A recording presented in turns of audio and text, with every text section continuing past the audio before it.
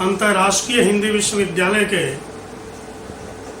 बहुत सम्मानित कुलपति प्रोफेसर रजनीश शुक्ल जी और 3 दिन के लिए इस बड़े आयोजन का संयोजन कर रहे हैं प्रोफेसर कृष्ण कुमार सिंह जी। इस कार्यक्रम में जुड़े देश भर के विशिष्ट विद्वान, प्रिय विद्यार्थियों, आज का यह सत्र कबीर और समाज केंद्रित है। बहुत सुंदर व्याख्यान अभी कुलपति महोदय का हम सब लोग सुन रहे थे। कबीर का समाज कैसा था और कबीर के समय की सामाजिक स्थितियां कैसी थी, इस पूरे संदर्भ में विचार करने की जरूरत है। कबीर का समय सिकंदर लोदी का समय था और सिकंदर लोदी एक धर्मांध शासक था और उसके समय में कबीर थे। तो सिकंदर लोदी जिस समाज को बना रहा होगा, सिकंदर लोदी जिस समाज की रचना कर रहा था, वह समाज कैसा होगा? इतिहासकारों ने लिखा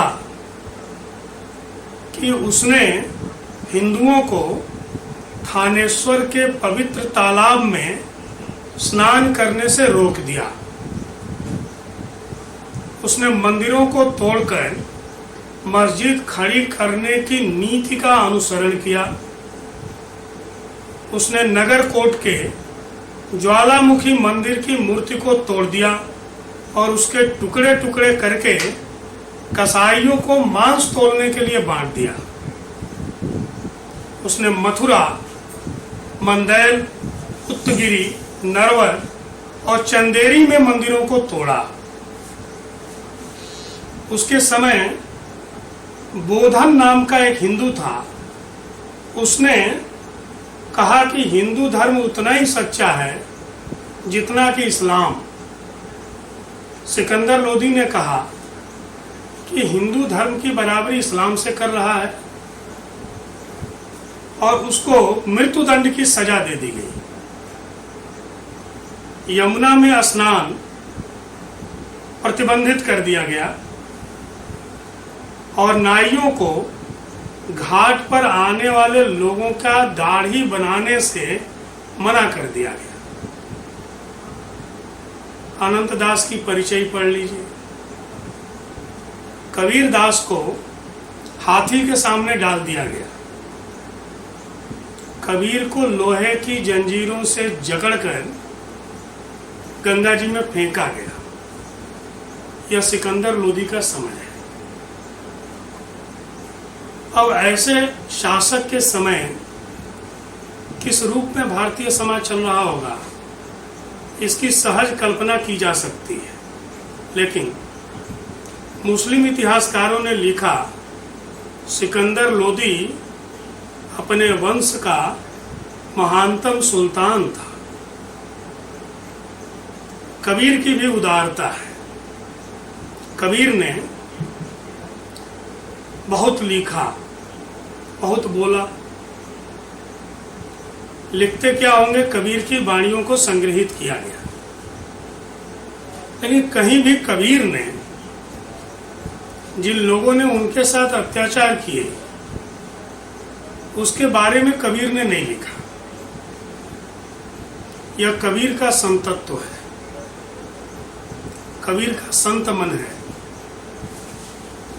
कि अत्याचार की चर्चा वे नहीं करते।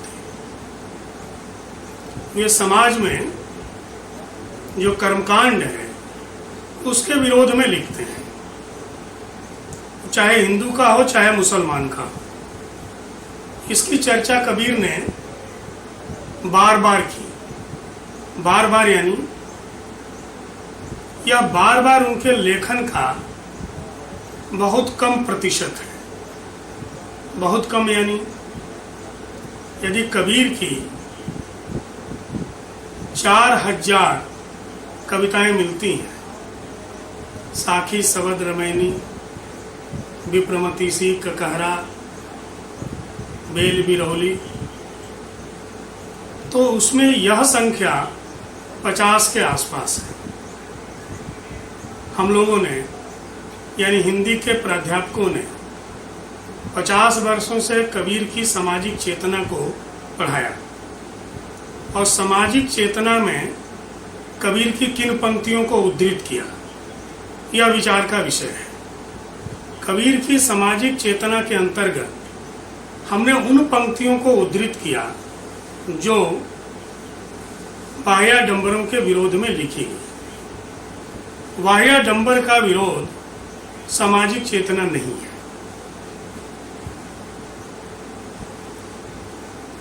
दुनिया में जितने धर्म हैं, जितनी उपासना पद्धतियां हैं, वो हिंदुओं की होगी, मुसलमानों की होगी, ईसाइयों की होगी, पारसी यहूदियों की होगी, सबकी उपासना पद्धति में कुछ न कुछ बाह्य पूजा विधान हैं जो लोग धर्म तत्व को ही स्वीकार नहीं करते या जिन्हें ईश्वर के प्रति आस्था नहीं है या जो निरीश्वरवादी हैं या जो ईश्वर को किसी भी रूप में नहीं मानते, उनके लिए ये ठीक है। बुद्ध को जब हम निरीश्वरवादी कहते हैं तो आस्तिक और नास्तिक दर्शन के संदर्भ में एक भेद किया गया। बुद्ध के यहाँ ईश्वर है और अवतार भी है, पुनर्जन्म भी है। जातक कथाएं बुद्ध के ही कई जन्मों की कथा कहती हैं, लेकिन जिसकी ईश्वर में ही आस्था नहीं है, तो उन लोगों ने उन पंक्तियों को ज्यादा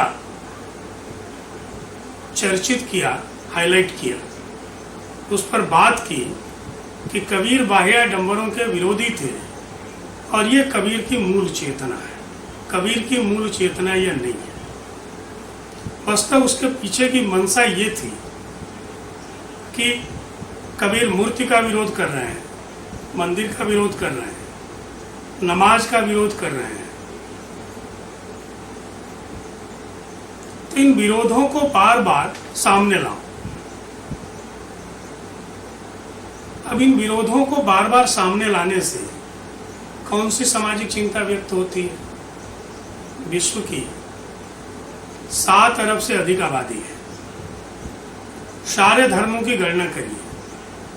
कुछ लोग जो ईश्वर की सत्ता में विश्वास नहीं करते, उनको 100 करोड़ छोड़ दीजिए तो 6 अरब से अधिक लोग किसी न किसी रूप में ईश्वर को मानते हैं। वे मस्जिद जाते होंगे, मंदिर जाते होंगे, चर्च जाते होंगे, उनकी अपनी उपासना पद्धति होगी। उन सारी पद्धतियों का विरोध करने से कोई सामाजिक कैसे हो सकता है? इन पंक्तियों को बार बार चर्चा करके वस्तुतः आघात कबीर के व्याज से तुलसीदास पर किया जा रहा है, मीराबाई पर किया जा रहा है। मीराबाई कृष्ण की उपासिका है, कृष्ण की मूर्ति लेकर घूम रही है और मूर्ति पूजना समाज विरोधी काम है। कबीर के व्याज से इस्लाम का विरोध किया जा रहा है कि नमाज पढ़ना समाज विरोधी काम है। सूरदास का विरोध किया जा रहा है कि अष्टयाम की साधना करना समाज विरोधी काम है। ईसाइयत का विरोध किया जा रहा है कि चर्च में जाकर के प्रेयर करना समाज विरोधी काम है। इसलिए कबीर की सामाजिक चेतना के अंतर्गत जो बाह्याचारों के विरोध में पंक्तियां हैं, उनको उद्धृत नहीं किया जाना चाहिए। वो सामाजिक चेतना का प्रतीक नहीं है। सामाजिक चेतना कहीं और निर्धारित होती है। कबीर को इस पर आस्था नहीं थी, ये ठीक है। इतनी ही बात प्रकाश में आनी चाहिए। मैंने कबीर के 4000 से अधिक वाणियों की चर्चा की और 50 इस तरह की हैं, तो लगभग 3950 कबीर क्या लिख रहे थे उस पर बात होनी चाहिए। उसकी बात करने में हमें असुविधा होती है। इसलिए जो धर्म ही नहीं मानता वो कबीर पर नहीं लिख सकता है, पूरी किताब तो लिख ही नहीं सकता। इसलिए आप गौर करेंगे,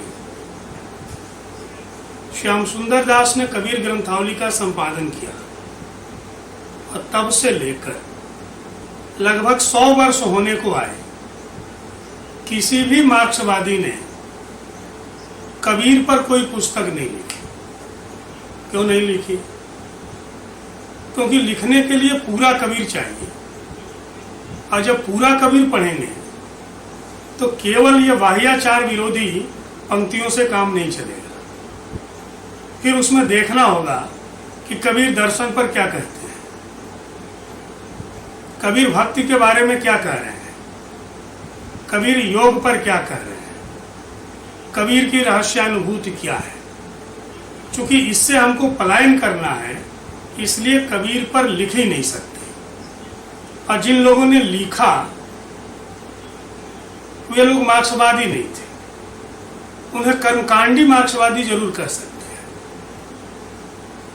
जो कर्मकांड में विश्वास रखते हैं, वाह्याचार में विश्वास रखते हैं, उन लोगों ने कबीर पर लिखा। इसलिए कबीर को पढ़ने के लिए कबीर के दर्शन को पढ़ना होगा, कबीर के रहस्यानुभूति को पढ़ना होगा, कबीर की योग साधना को पढ़ना होगा, कबीर की भक्ति को समझना होगा। कबीर जो अद्वैत की बातें कह रहे हैं वो शंकराचार्य से आती है, उसे वे सीधे सीधे शंकराचार्य से ले रहे थे। माया शंकराचार्य के यहाँ है, जीव और ब्रह्म का जो एकत्व है ये शंकर का अद्वैत दर्शन है। वहां से कबीर ने उसको ग्रहण किया। भक्ति वैष्णवों की है, इसकी चर्चा आचार्य शुक्ल कर रहे थे। प्रेम की बात आई तो सूफियों की चर्चा हुई, वो कबीर को देखना पड़ेगा, वहां से कबीर को देखना पड़ेगा सूफियों के संदर्भ में। जब योग की बात होगी तो गोरखनाथ के पास जाना पड़ेगा। गोरखनाथ ने योग की चर्चा की और वह योग कबीर के यहां भरा हुआ है। कबीर का संबंध गोरखपंथियों से था, उसके बिना योग की इतनी प्रखर चर्चा नहीं हो सकती। और वह चर्चा भरपूर रूप से कबीर के यहां दिखलाई पड़ती है। इंगला पिंगला सुषुम्ना से लेकर सहस्त्रार चक्रों की चर्चा, अमृत श्रवण, साधक का अमृत पान करना और समाधि की चरम अवस्था तक पहुंचना, ये नाथों की देन है। बौद्धों के यहां से सहज साधना को कबीर ले रहे थे, और कबीर के यहां जो उलटबासियां हैं वो संध्या भाषा का विकास है। बौद्ध सिद्धों के चर्या पर संध्या भाषा में लिखे गए। कबीर के यहाँ उलटबासियां हैं जिनको हम किनारे रख देते हैं और बौद्धों की चर्चा करते हैं। बौद्ध साहित्य के संदर्भ में कबीर को पढ़ते हैं, तो कबीर की उलटबासियों को उस संदर्भ में हमें पढ़ना और देखना पड़ेगा। तो कबीर को समझने के लिए बौद्ध सिद्धों को, बौद्धों में भी वज्रयानियों और सहजयानियों, शंकराचार्य, नाथपंथियों और आलवारों की भक्ति परंपरा को, कबीर निर्गुण संत है। और निर्गुण संत एक आचार्य का शिष्य है, रामानंद का। कई लोग रामानंद से कबीर को काटने की कोशिश में लगे हुए हैं कि रामानंद से कबीर को अलग किया जाए, रामानंद से कबीर को अलग करके कोई व्यक्ति तो नहीं बनता है। कबीर के साथ अनंतानंद जुड़ते हैं, रैदास जुड़ते हैं, सेन जुड़ते हैं, पीपा जुड़ते हैं, धन्ना जुड़ते हैं। ये सब रामानंद के शिष्य हैं और रामानंद निर्गुण पंथ के आचार्य हैं। निर्गुण पंथ के आचार्य ने हनुमान जी की जो आरती गाई, वह आरती आज तक मंदिरों में गाई जाती है। संस्कृत के ग्रंथों की प्रामाणिकता संदिग्ध है, लेकिन अब उन्हें असंदिग्ध मान करके रामानंद दर्शन में पढ़ाया जा रहा है। रामानंद राम के भक्त हैं। रामानंद पंथ का चरम उपास्य अयोध्या है, वाल्मीकि रामायण है। उस रामानंद के शिष्य कबीरदास हैं, काशी में हैं। कबीरदास को हिंदुओं ने स्वीकार किया। कबीरदास हिंदू मुस्लिम एकता की बात कर रहे थे। कबीरदास एकता की बात नहीं करते, एकता की पंक्तियां नहीं है। 3 दिन तक गोष्ठी चलने वाली है, कबीरदास के यहाँ से एकता की पंक्तियों को सुनाना। कबीरदास दोनों के यहाँ के वाह्याचारों का विरोध करते हैं, दोनों को अपना अपना छोड़ने की बात करते हैं। हिंदू हिंदुत्व को छोड़ो, मुसलमान इस्लाम को छोड़ो, छोड़कर एक समान पटरी पर खड़े होने की बात कबीर कर रहे थे। कबीर को कबीर पंथ ने ठीक से नहीं समझा। विचारदास जी का नाम मैं देख रहा था। काशी रहते हुए कबीर चौरा और अन्य मठों में लहरतारा भी 16-17 बार गया। मैं सुखदेव सिंह जी का विद्यार्थी हूँ, कई बार उनके साथ भी। कबीर मूर्ति बनकर के अपने मठ में बैठे हुए हैं और कबीर जयंती के अवसर पर आज चरणामृत बट रहा होगा वहाँ। मैंने स्वयं भी लेकर के चरणामृत बांटा है, फोटो भी खिंचवाया। यानी कबीर मठ में कबीर मूर्ति के रूप में उपास्य हैं और चरणामृत बट रहा है। तो कबीर पंथियों ने कबीर को मूर्ति और पूजा पाठ के साथ जोड़ करके पढ़ा। मुसलमानों ने कबीर को स्वीकार नहीं किया, बाकी सब दिखावे का है। आप कहेंगे स्वीकार किया, तो क्या स्वीकार किया? कबीर कह रहे हैं नमाज के बारे में, रोजा के बारे में, क्या उसको स्वीकार कर लिया? आप पूछेंगे हिंदुओं ने क्या स्वीकार किया? हिंदुओं के यहाँ गुंजाइश है। कबीर कह रहे हैं व्रत मत रखो, तो गुंजाइश है। व्रत न रखते हुए हिंदू है, तीर्थाटन न करते हुए हिंदू है, फूल माला न चढ़ाते हुए हिंदू है, मूर्ति न पूजते हुए हिंदू है। क्या इस्लाम में ये गुंजाइश है? तो ठीक है,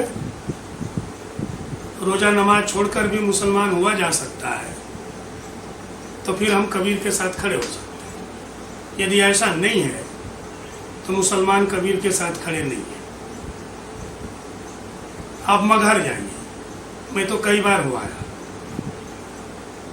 समाधि भी है, कब्र भी है। आप अचानक जाकर देखिए, दोनों कबीर की ही है। कबीर को बांट दिया गया, बांटने पर भी क्या समाधि की तरफ मुसलमान आता है? अपवादों को छोड़ दीजिए, कब्र की तरफ हिंदू जाता है। कबीर के नाम पर जहां तहां जो मुसलमान जुड़े हुए हैं, वो जमीन के बंटवारे का मामला है, मठ के कब्जे का मामला है, जमीन के कब्जे का मामला है। कबीर अपने जीवन में स्वीकृत नहीं हुए। बाद की स्वीकृति का क्या प्रश्न है? कबीर के साथ खड़े होने की बात करने वाले झूठ बोलते हैं। कबीर की साखियों और पदों और दोहों का उपयोग ताली बजवाने के लिए किया जाता है। कबीर के साथ खड़ा होना कोई आसान काम नहीं है। कबीर के साथ खड़ा हुआ जा सकता है। कबीर के साथ खड़ा हुआ जा सकता है जिन रचनाओं के साथ, जिन पंक्तियों के साथ उससे हमने दूरी बना रखी है, उससे तो हमारा दुराव है।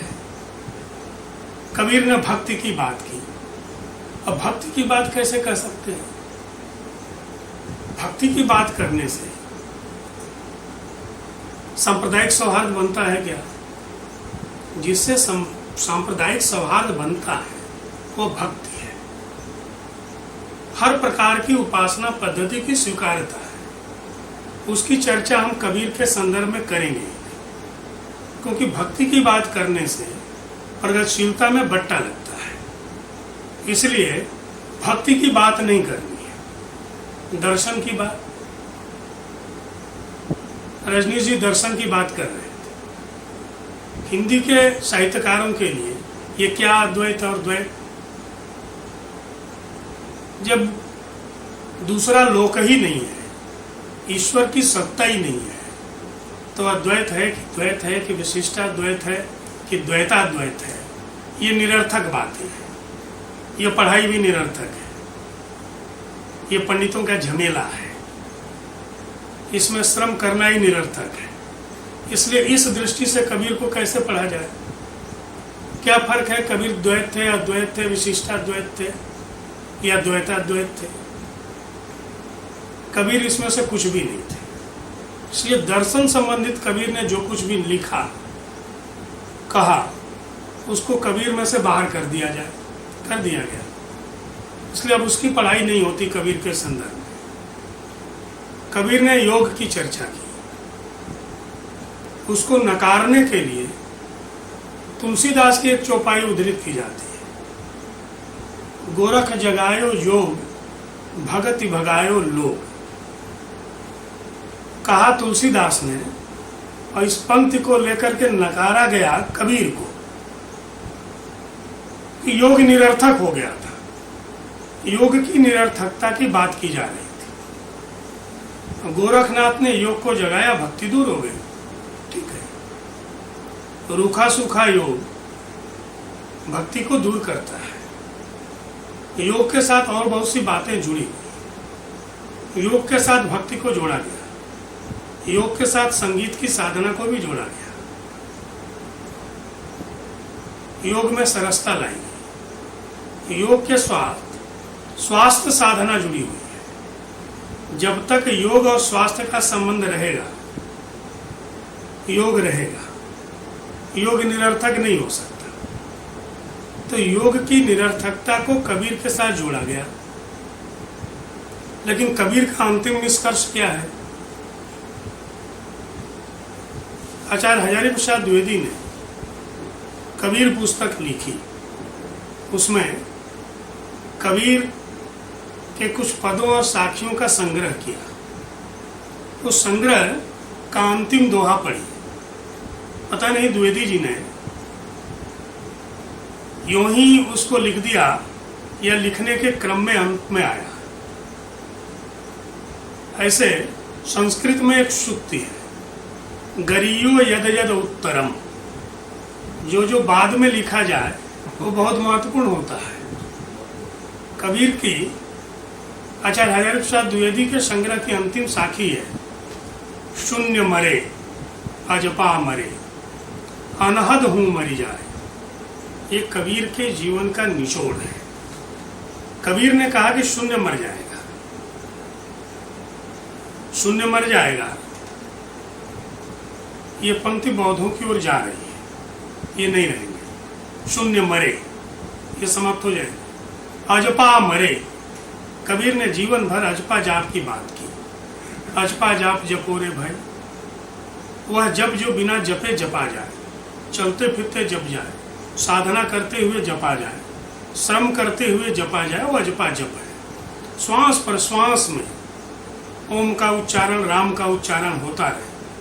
कबीर ने कहा वो अभी मर जाएगा। शून्य मरे अजपा मरे अनहद हूं मरी जाए। कबीर ने स्वयं कहा अनहद नाद, अनहद नाद सुनो रे भाई। वो अनहद भी नहीं रहेगा। अनहद बचेगा नहीं तो क्या बचेगा? बचेगा क्या? शून्य मर गया, अजपा चला गया, अनहद चला गया। तो कबीर ने कहा, राम स्नेही ना मरे कह कबीर समुझाए। राम स्नेही नहीं मरेगा। राम स्नेही यानी क्या? भक्त नहीं मरेगा। राम से प्रेम करने वाला नहीं मरेगा। कबीर की वाणियां सत्य हुई। 650 वर्ष बाद दुनिया ने देखा, शून्य नहीं रहा, अजपा नहीं रहा, अनहद नहीं रहा, लेकिन राम स्नेही बच गया। राम स्नेही जिंदा है, भक्त जिंदा है। कबीर दूरदृष्टा थे, कबीर संत थे, कबीर फकीर थे। तीनों युगों की बात कह रहे थे। कलयुग तो ठीक कह रहे थे, राम स्नेही ना मरे कह कबीर समझाए। और कबीर ने इस बात को समझा कर कहा। आप पूरे कबीर को पढ़िए, कितनी पंक्तियां मिलेगी जब कबीर समझा के कह रहे हों। कुछ जगह और कबीर ने समझा कर कहा, लेकिन बहुत कम जगहों पर कबीर समझा कर कह रहे हैं। अरे भाई, कबीर जहां समझा कर कह रहे हैं उसको समझो, उसे समझने की जरूरत है। उसे हम नहीं समझ रहे हैं। समझ वो रहे हैं जो उपासना में बाह्याचार है। अरे माला क्या फुरा रहे हो? भगवान पर ध्यान रखो, यही तो कह रहे थे। हमने सारा ध्यान वहां केंद्रित किया और उन लोगों ने इन पंक्तियों को ज्यादा चलाया और उड़ाया जिनका माला पर विश्वास ही नहीं। पुष्प लेकर जाने वाला व्यक्ति उस पत्थर पर पुष्प चढ़ाने के लिए नहीं ले जाता है। वह पुष्प उस ईश्वर को अर्पित करने के लिए ले जाता है जो इस सारे संसार का रचयिता है। कबीर कह रहे हैं कि उस पुष्प को वहीं से उसको अर्पित कर दो। ये कबीर की चेतना है। कबीर संवाद की भाषा में बात करते हैं। कबीर संबोधित करते हैं। यह संबोधन उन्हें समाज से जोड़ता है। 50 प्रकार के संबोधनों में कबीर ने बात की। कबीर पंडित को संबोधित करते हैं तो शास्त्रार्थ की मुद्रा में होते हैं। कबीर पाणे को भी संबोधित करते हैं। कबीर साधु को संबोधित करते हैं, भाई को संबोधित करते हैं। इन पदों को अलग अलग संबोध्य और संबोधन के अर्थ में पढ़ा जाना चाहिए, तो पता चलेगा कि कबीर की समाज चिंता कितनी बड़ी थी और कबीर किस तरह से समाज को समझने की कोशिश कर रहे थे। आज समय बहुत कम दिया है, मैं दूसरी बात करके कुछ पंक्तियां कबीर के संदर्भ में उद्धृत करूंगा। कबीर बनारस में थे, बनारस में पैदा हुए, मगहर में अंतिम समय बीता। ये पूरा का पूरा क्षेत्र भोजपुरी क्षेत्र है। जाहिर है कबीर में उस तरह की पदावली स्वाभाविक रूप से आएगी, और वह जो पदावली है वो निर्गुण पदावली है। पूरे उस इलाके में निर्गुण पद गाए गए, गांव-गांव में गाए गए, विद्वानों के द्वारा गाए गए, भीख मांगने वालों ने गाया, नाच में गाया, कीर्तन में गाया, मंदिरों में गाया। और वे पद जीवन की निरर्थकता को बताने वाले हैं, और उसको गाते हुए बजाते हुए लोगों ने आनंद की अनुभूति की। उसकी जो संप्रेषणीयता है, उसकी जो गेयता है, वो कबीर को समाज के साथ जोड़ती है। वह चिंता कबीर के समाज की चिंता है, कौन ठगवा नगरिया के लूटल हो। कबीर आज हमारे बीच में है, संग्रहित हुए, तो ये पद जनता के मुख पर थे, जो जनता से संग्रहित किए गए। और कबीर के संग्रहों में थोड़े बहुत परिवर्तन के साथ उपस्थित हुए। आई गवनवा की बेला, उम्र अबही मोरी बारी। साज समान पिया ले आए और कहरिया चारी, बभना बेदर्दी अचरा पकड़ के जोरल गठिया हमारी। सखी सब गावत गारी हो, आई गवनवा की बेला। उम्र छोटी है, गवना की बेला आई है। बावन गांठ जोड़ रहा है विवाह के रूपक के साथ मृत्यु की संरचना। इस पूरे के पूरे चित्र को जिस रूप में उपस्थित कर रहे हैं वह देखने की बात है। एक खास ढंग से यह उपस्थित हुआ है कबीर की रचना में। उसी तरह से कबीर ने अन्य चीज़ों को भी उद्धृत किया। कबीर के यहाँ इस तरह के पदों की भरमार है। कबीर कई बार नैहर और सासुर की चर्चा करते हैं, इनको भी अपने निर्गुण पदों में लाते हैं। अब ये व्याख्यान निर्गुण का व्याख्यान नहीं है, ये कबीर की समाज चिंता का व्याख्यान है। पूरा का पूरा उस क्षेत्र का समाज किस तरह से जीवन और मरण को समझ रहा था, उसको अपने जीवन का आनंद आ रहा था ये समझने में कि विवाह का रूपक है और मृत्यु का पूरा एक साज सजा करके कबीर उपस्थित करते हैं और बताते हैं कि कैसे दिन कटी हैं जतन बताई जाए। कितना लोकप्रिय गीत है। अब नाच कम होते हैं। भोजपुरी क्षेत्र के होने वाले नाचों में गवनिया बजनिया से लेकर लौंडों ने गाया। श्रोताओं में गरीब अमीर खेतिहर घसियारे पंडित सबने सुना।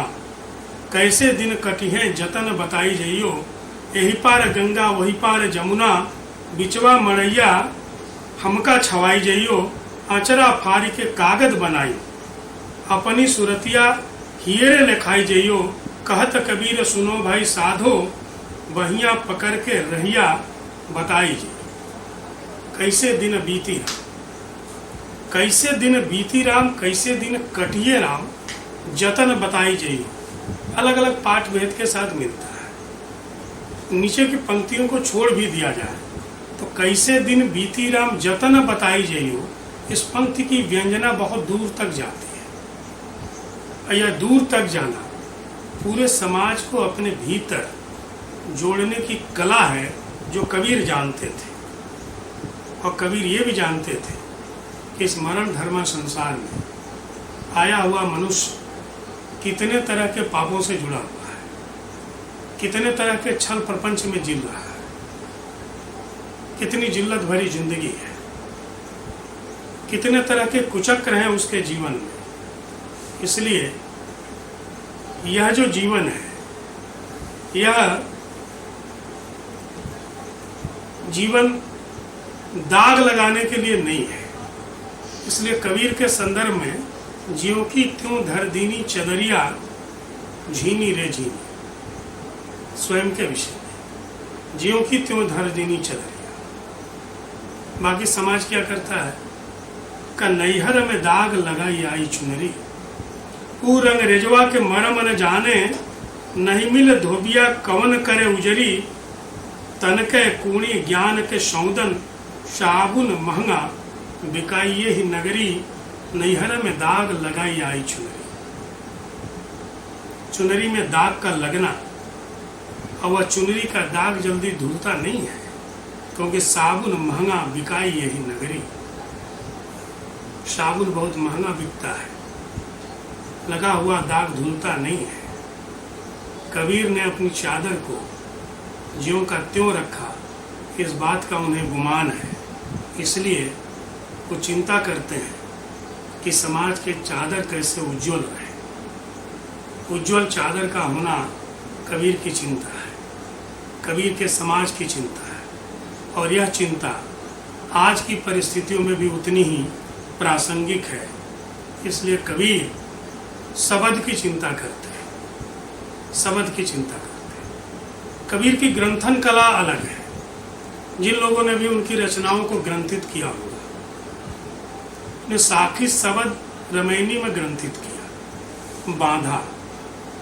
शब्द को हम पद कहते हैं, वहाँ वो शब्द है। साखी दोहा नहीं है, साखी साखी है। रमैनी रमैनी है, रमैनी चौपाई नहीं है। मिलता जुलता छंद हो सकता है, लेकिन वो शब्द है। और शब्द कितना महत्वपूर्ण है। संस्कृत वालों ने शब्द को ब्रह्म कहा, शब्द को शुद्ध करके तत्सम करके हमने शब्द कर दिया है। कबीर शब्द कह रहे थे, कबीर के संग्रहकर्ताओं ने भी शब्द कहा। इसलिए कबीर बार बार शब्द पर ध्यान देते हैं। साधो शब्द साधना कीजिए, शब्द की साधना करो। शब्द ब्रह्म। हर कोई जो कविता लिख रहा है उसको लग रहा है कि हम शब्द की साधना कर रहे हैं। कुछ भी गोदते जाना शब्द की साधना नहीं है, शब्द साधना है। कबीर ने कहा शब्द की साधना करो, शब्द को गोदो लिपापोती करो नहीं कहा। साधो शब्द साधना कीजिए। और साधो को कहते हैं, साधो जो संबोधन है वो साभिप्राय संबोधन है। जासु शब्दते प्रकट भय, सब शब्द सोई गही लीजिए। जासु शब्दते प्रकट भय, सब शब्द सोई गही लीजिए। उस शब्द को प्रकट करो जिसे सब प्रकट हुए हैं, वो शब्द साधना है। शब्द ही गुरु शब्द सुनि सिख, भेद शब्द सो बिरला बूझे। बिरला बूझे, जो भी उच्चरित हो रहा है वो शब्द ही तो है, तो उसको बिरला क्यों बूझता है? बिरला इसलिए बूझता है कि कहते हुए भी शब्द के अर्थ से हमारी दूरी है, शब्द के अभिप्राय से हमारी दूरी है। वो शब्द साधना के धरातल पर हमारे मन मस्तिष्क में नहीं उतरा, इसलिए शब्द की साधना करनी होगी। और जो शब्द की साधना कबीर ने की वो उनके समाज चिंता की साधना थी। और उस साधना को समझने के लिए कबीर की भक्ति, कबीर के दर्शन और कबीर के योग को बार बार पढ़ना पड़ेगा। कबीर के योग को पढ़ेंगे तो कबीर का समाज दिखाई पड़ेगा, कबीर की भक्ति को पढ़ेंगे तो कबीर का समाज दिखाई पड़ेगा, कबीर के दर्शन को पढ़ेंगे तो बृहत्तर भारतीय समाज दिखलाई पड़ेगा।